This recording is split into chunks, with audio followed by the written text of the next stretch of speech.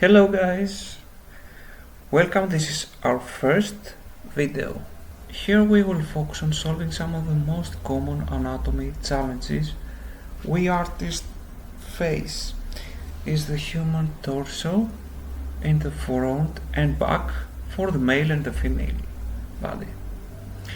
The key is to start simple.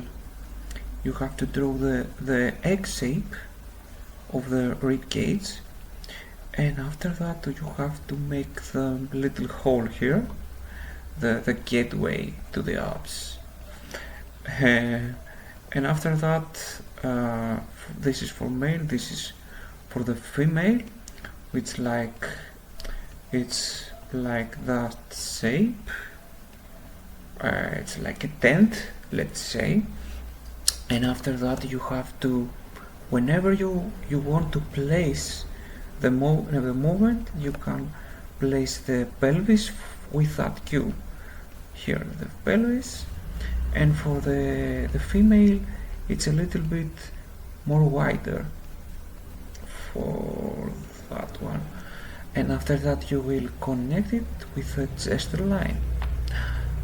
In the middle you will draw the navel, and then you have to draw all the muscle that's in these shapes: the chest, the abs, the deltoids, helping with the clavicles here, how to find those circles that show the placement of the deltoids.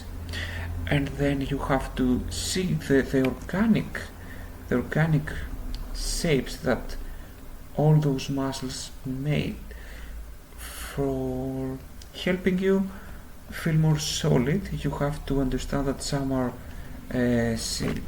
cylindrical and some of them are blocky. The blocky of the male, like all those, this one, this. Okay. Finally, don't forget the difference between male and the female torso, which is that male have wider rib cage while the female have a little bit smaller rib cage, and then how the narrower here are the hips, while the narrower is the waist for the female, but wider at the pelvis.